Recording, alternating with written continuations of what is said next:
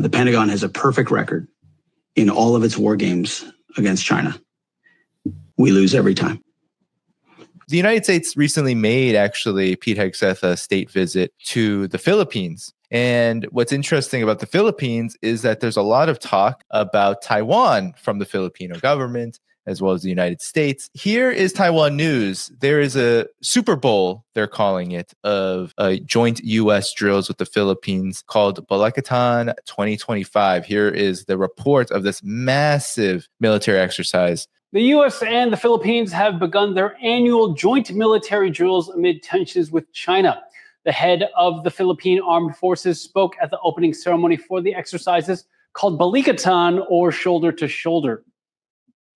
These initiatives are not solely about demonstrating power.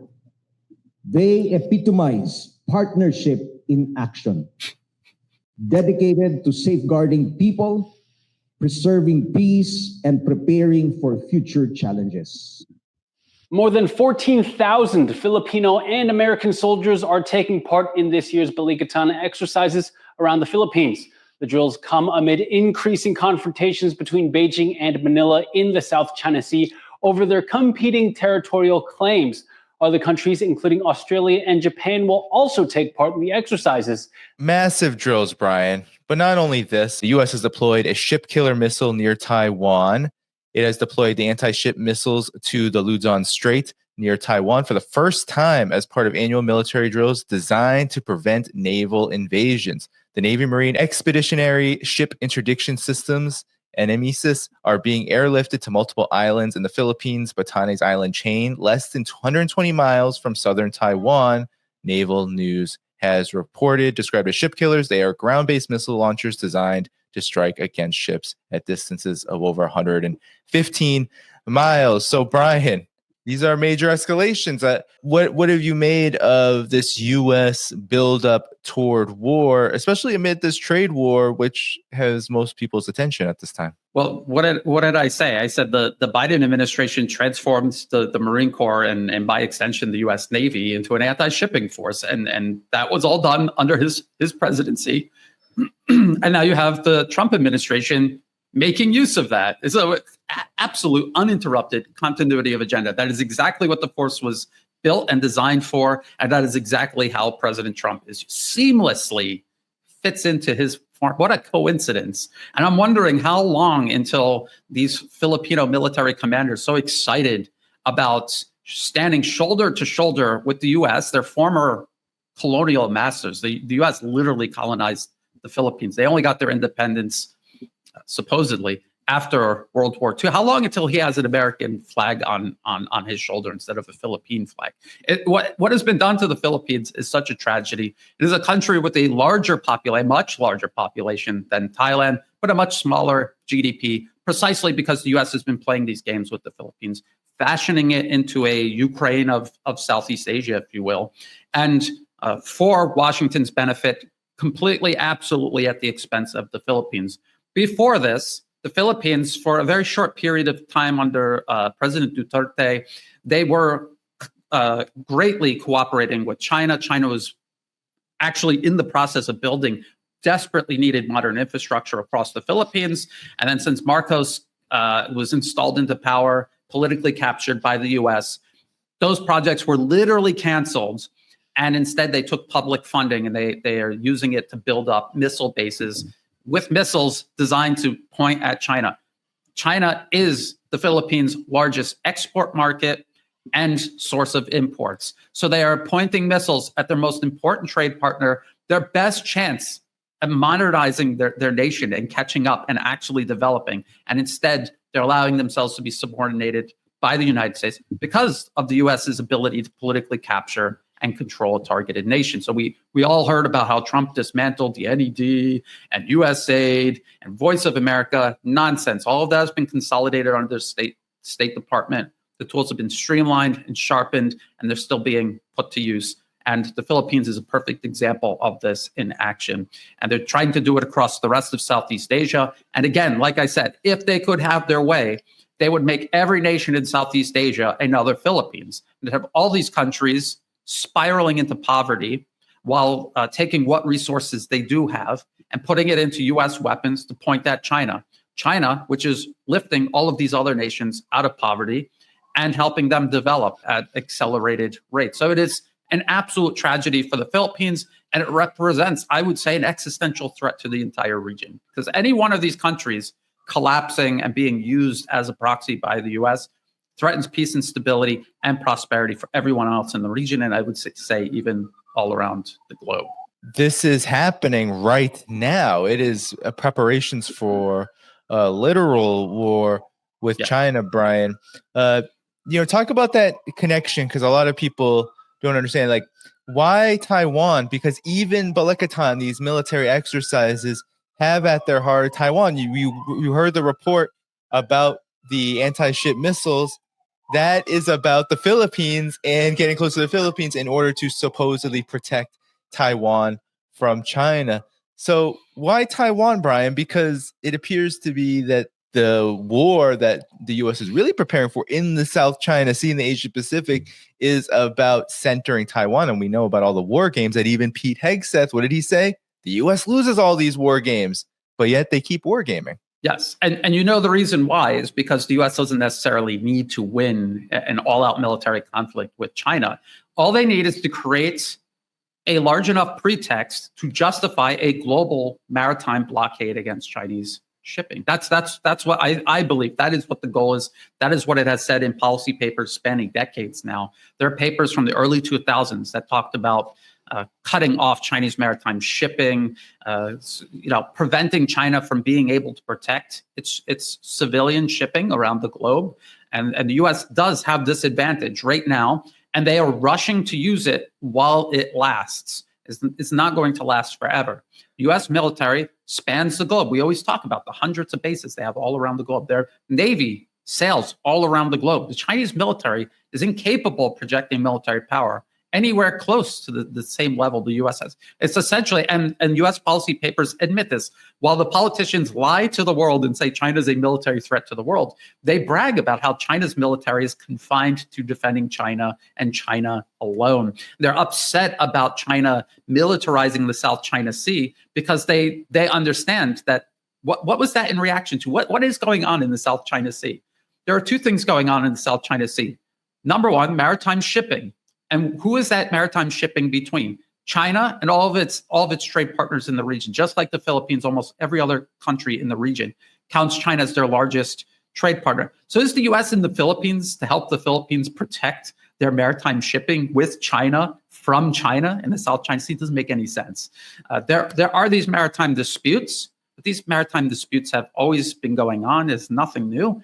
And it's not just with China. Philippines has maritime disputes with Malaysia and Indonesia and Vietnam, and they get very heated. But otherwise, these very localized, heated disputes, all of these countries have very good, I would even say friendly relations with one another. They trade with one another. Their leadership visit each other as if nothing is going on. And because these maritime disputes always happen and it's always kept well under control, the U.S. has inserted itself into these disputes, and exclusively only if the dispute involves China, and they're trying to escalate it into a regional or even global conflict. They can justify militarizing the region with their own military and building up this confrontation with China. Now, Taiwan specifically, it helps for people to understand. A lot of people have this misconception because the Western media, conservative, liberal, doesn't matter, in concert, they lie to the public about the status of Taiwan. Taiwan is part of China. Every country that does business with China observes a one China policy. One China means there's one China, Taiwan is part of China, and there's only one government of China, the People's Republic of China, based in Beijing. And if you read the Shanghai Communique from the 1970s, the U.S. agreement with China, they say not only do they recognize that everyone on both sides of the strait count Taiwan as part of China, they don't challenge that position. So a lot of people try to leave out that last bit and say, well, they recognize that they believe that, but they themselves don't believe that. No, they said in the communique, they don't challenge that. So they agreed to that. But ever since then, unofficially, they've been undermining China's sovereignty over Taiwan by selling it military weapons, by encouraging separatist political parties that the U.S. funds and just maneuvered and keeps in power, by co-opting, capturing, polluting their information space with separatist ideology, and by beginning to place U.S. troops on Taiwan itself. So during the first Trump administration, the U.S. began putting troops there. By right, China, that is an act of war. China could have started a war with the U.S. right then and there, but they didn't. They're being patient. They're showing restraint. If it was the other way around, if it was China putting Chinese troops on Catalina Island off of California's coast, it would have been war. It would have been instant war. So it shows you who is the troublemaker and why. Why are they so obsessed with Taiwan? Again, not just to deny, not just to complicate and raise the cost for China, to extend China in the same way they're extending Russia and Ukraine, not just to deny them this source of the semiconductor industry on Taiwan, which makes a huge amount of business with the rest of China and imports raw materials from China necessary to keep that industry going, by the way. But also, again, like I said, this is to look at the conflict in Ukraine vis-a-vis Russia and how the U.S. used that as a pretext to coerce the rest of the world to completely cut off all ties with Russia, cut all trade, place sanctions on them. The U.S. literally blew up pipelines to prevent Russia from sending energy to Europe. This is what they want to do with China. And they need something drastic to serve as a catalyst for imposing these harsh restrictions, to enforce this isolation of China in ways the tariffs are attempting to at least prime the way for. A conflict would actually seal the deal. So this is what it is. It's a combination of reasons, and these are among the primary reasons. Well, it's interesting, Brian. You have major admirals, generals, those who have a relationship, either a continued relationship in the Indo-Pacific Command or a former relationship, and they say something very different to you that also reveals just how important this war with China is and how much panic that they are trying to engender in order to escalate it. Here is the National Interest, which is an establishment media outlet. China escalated military exercises around Taiwan in 2024. Admiral Samuel Paparo, if you know Samuel Paparo, he is a China hawk, a champion in the Indo-Pacific Command. This is what he had to say. China continues to prepare for an invasion of Taiwan, top military officer in the region told lawmakers. In 2024, China's military increased its activity around Taiwan 3 times. The Communist Party of China maintains its claim over the small neighbor and continues to prepare for forceful reunification. Quote, Beijing's aggressive maneuvers around Taiwan are not just exercises, they are dress rehearsals for forced unification, said Navy Admiral Samuel Paparo, who is now the commander of the Indo-Pacific Command. He said escalated military pressure is up 300%. 3 military drills, of course, as opposed to 1. Last year, I stated this balance of power in the Indo-Pacific was shifting in China's favor. Since then, the Communist Party of China, this is why I brought this up, because it has to do with the Philippines, has significantly increased its coercive activity toward Taiwan and the Philippines. So they're tied together. So, Brian, they are sounding the alarm for forced reunification. That is what China is doing, supposedly.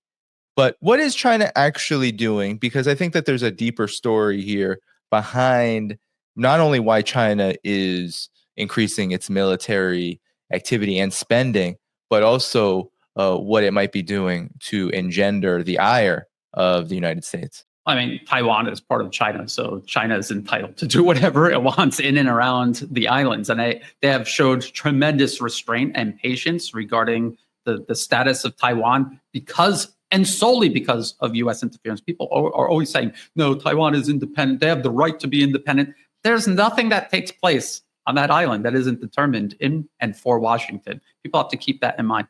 Just like we were talking about the regime in Ukraine, Israel, all of these proxies of the U.S. will not continue existing without constant and substantial U.S. support. And Taiwan is no exception to that. So if left alone, if the U.S. just left the status quo where Taiwan has this status because of circumstances of history, eventually it would have reunified with China. It may already have reunified with the rest of China because economically, the economy on the island of Taiwan is so dependent on the rest of China. If you look at where they export and import from, it is mostly from the rest of China. And in ways the United States could never replace. There is no alternative for the rest of China. So just that alone, plus China has all of these laws and measures put in place to make it exceptionally easy for people living in Taiwan to also go to the mainland, and not just go to the mainland and live in the mainland, but to do business on the mainland. And so a lot of business owners in Taiwan do a lot of business with the rest of China. And so if you just left that way, reunification was a sure thing. So the U.S. is betting on separatism to delay it and raise the cost for unification, if not trying to stop it, at least raise the cost significantly. But as it turns out, China's military capabilities in and around Taiwan, its own island province, are growing to such an extent, its military is modernized to such an extent that the threat of U.S. military force is becoming more and more manageable. So as each year goes by, all of the advantages the U.S. had in regards to maintaining Taiwan as a pressure point against the rest of China is diminishing. And so this is the U.S. struggling to maintain this leverage. And again, it's why? Why is it involved? People have to ask themselves, why is the U.S. involved with Taiwan at all in the first place? It is on the other side of the planet.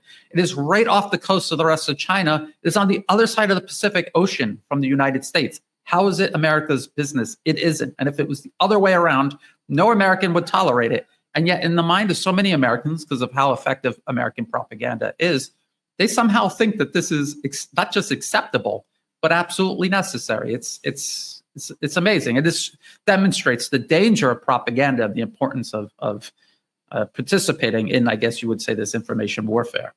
Yes. And, you know, when it comes to U.S. military aggression toward China, Brian, there's this connection to what really is a decline of the U.S.'s primacy, as you call it. We could call it its hegemony. We could call it its overall, we could just call it a declining empire, so to speak.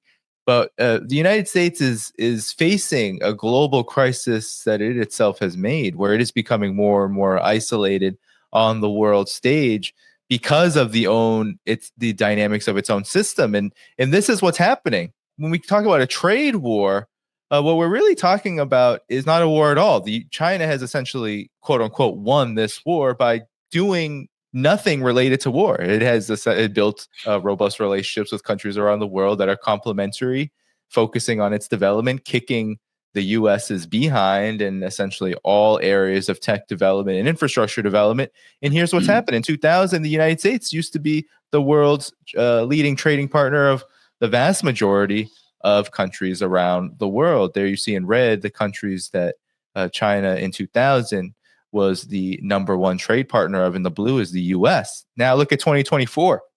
Most of the world, if not the whole world, outside of Canada, Mexico, parts of Latin America, and Western Europe, are trading with China as their number one partner. So this is a dramatic change on the world stage. It includes the Belt and Road Initiative.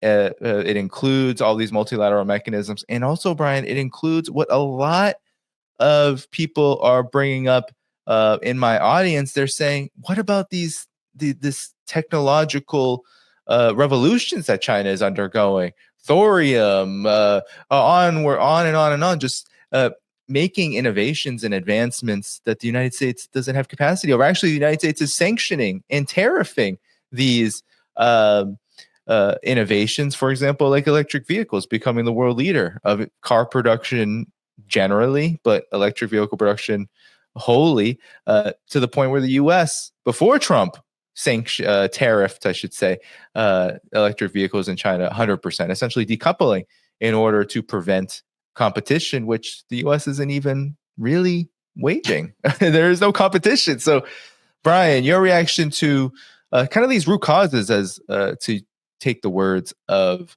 Russia and Putin, Lavrov, they always talk about root causes. Well, the root causes of this conflict with China, your thoughts?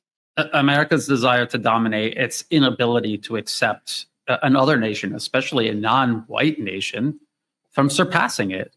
And if you look at this logically, by the way, Daddy, you showed that map, and you see all of the red all across Eurasia, and especially Southeast Asia, and where the South China Sea is located. So does anybody actually believe that the U.S. Navy is in the South China Sea to protect the freedom of navigation of ships that are all almost certainly engaged in trade? The one below, 2024. Does anyone think the U.S. is in the South China Sea? I'm just pointing at where the South China Sea is. This is what we are talking about. We're talking about this long area that, yes, extends outward. All the countries are top trading partners with China. Yeah, so the reason the U.S. Navy is actually there is to threaten it, and if possible, disrupt and stop it. And again, this is in all of their policy papers. If they could just create a war big enough, short of nuclear war, but a war big enough, maybe a year, a 2-year war, whatever, they don't even care how it ends, just as long as they can create hostilities in the region, convince shipping companies to just avoid the whole area, China, essentially. They could basically blockade China and collapse its economy. And so that's what it's about. And Danny, you're talking about technology. Yes, this is all because of technology. The collective West has this ingrained belief that they are inherently superior to everyone else on Earth. They are inherently superior to Africa, Latin America, Asians. They're all inferior, subhuman, depending on who you talk to. And in reality, the West enjoyed the benefits of historical circumstances. The Industrial Revolution began in the West, and they benefited from that. And there was tremendous technological and thus economic and military disparity because of that. But as time went on, from the World Wars through the Cold War up till now, technology has proliferated. And it turns out that people in China are just as capable of understanding, using, and even advancing technology in ways the collective West now is incapable of because of the systemic factors in China that allow it to surpass the U.S. in terms of research, development, and innovation. The fact that they're graduating more STEM graduates every year, for example. Infrastructure is another example. It turns out that the rest of the world is just as capable of using technology and creating tremendous power. Now, what are the deciding factors? It's not the West and their military and their technology, because now everyone has the technology. Everyone has the ability to produce weapons that they can use to defend themselves. What is now the deciding factor? The deciding factor is whether you as a nation are investing in the human resources within your nation. That is the most important resource, is the human resource. Are you educating them? Are you taking care of their health with universal health care? Are you providing them housing? Are they struggling to survive, or are they able to work and innovate and contribute to the building of society? And in China, the answer is yes. In the United States, the answer is absolutely not. And it gets worse and worse each year. And it doesn't even have to be this way. The United States could be rational and accept its place in the world. It is 4% of the global population. It could accept a proportional role within the rest of the world among other nations rather than imposing itself on all other nations.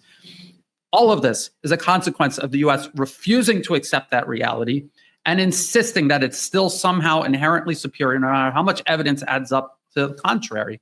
And so this is why we're at the verge of all of this war. This is why there is instability. This is what is impeding, not propelling, human progress at this point. The West has become the greatest obstruction to human progress right now on planet Earth.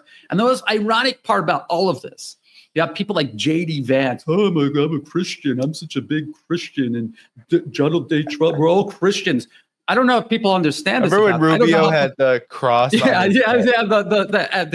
Ash Wednesday cross on his forehead, really literally wearing his religion on his skin. Pete Hegseth also this Crusader cross.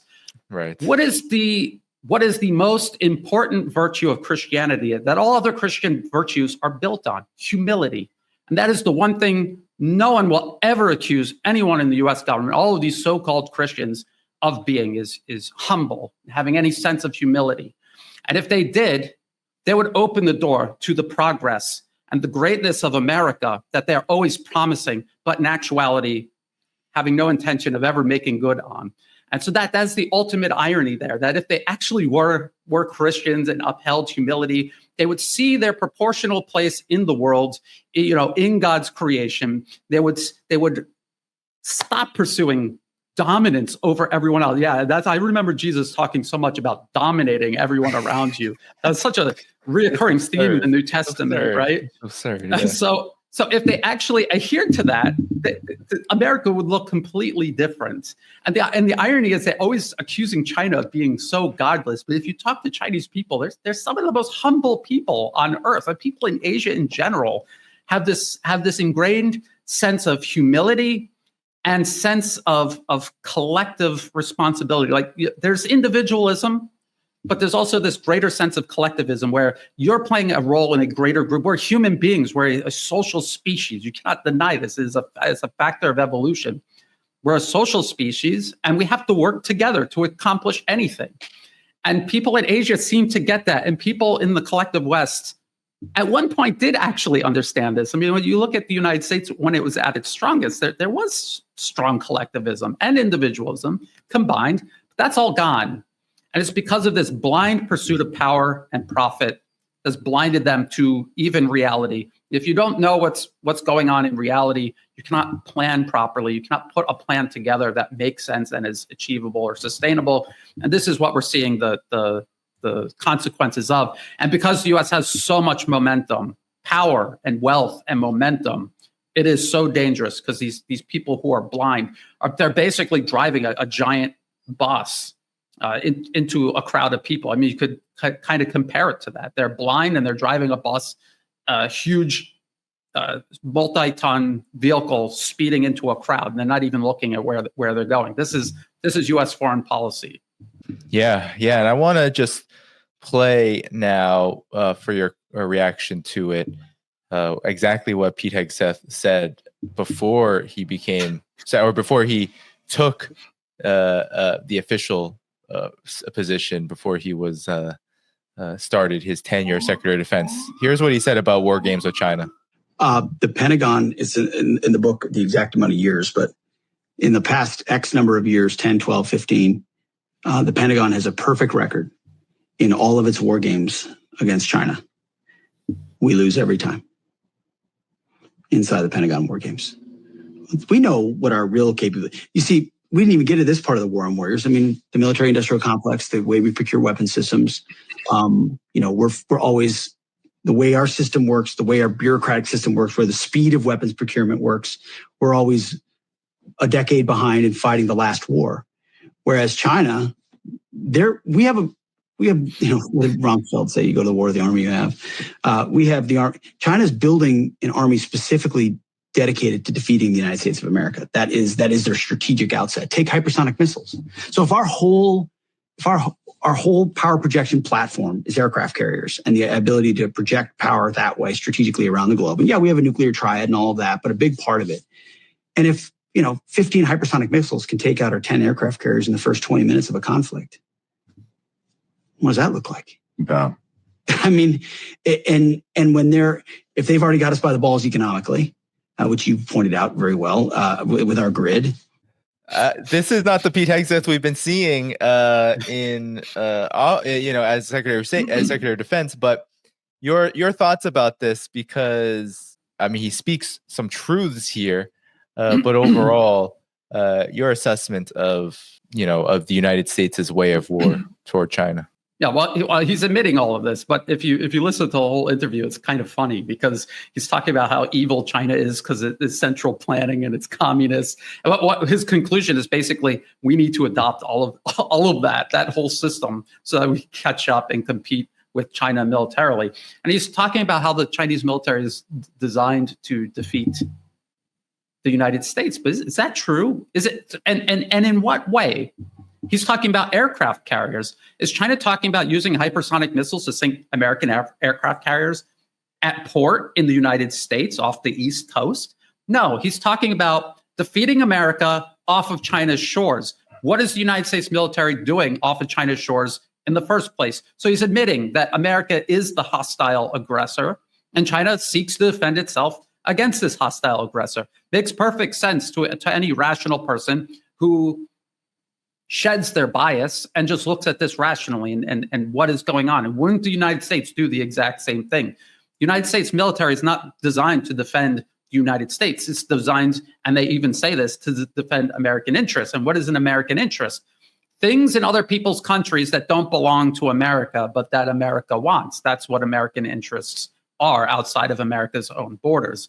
And so he's, if you listen carefully, you can hear him admitting to all of this. And I bet he doesn't even understand what he's actually laying out there. And I don't think it was because a lot of people noticed all the bottles of alcohol in the background. I don't think it's just because of that. I think he and people like him are just so blinded by their own sense of unwarranted sense of superiority that they can't see reality for what it is. So yes, and so American, again, I don't think America's military is designed or capable of defeating China militarily off of China's own shores. I don't think that that's the case. I think what they're looking at is how can they use these capabilities in a way that China cannot counter, and that would add up to the global maritime blockade. And they say in their policy papers, we can blockade China, in the Indian Ocean, at the Panama Canal, Greenland, all of these places where China cannot project military power. And we don't need to fight and win any sort of armed conflict in Asia Pacific itself. We just need to create hostilities that deter shipping from moving through these waters. And I don't think that they would be beneath or above. I don't think they would be above targeting civilian maritime shipping to deter it. And look at what's going on in the Black Sea, for example, the use of these maritime drones by Ukraine to attack Russian vessels. So that's what they're talking about. And they've got companies working on maritime drones specifically for this purpose. So this is the threat China faces. This is why they've invested so much in the Belt and Road Initiative. This has been in policy papers for decades now. So China is well aware of this and reacting to it, responding to it. And people like Pete Hegseth see that and they think, how dare China defend itself against our attempt to encircle, contain, and subordinate them? They should be subordinated to us because we are inherently superior. They're inferior. We will not accept a non-white nation surpassing not just America, but the collective West. But that is what is happening. And what happens when you have people with that immovable mentality coming into contact with immovable reality? Chaos, disaster. Yeah.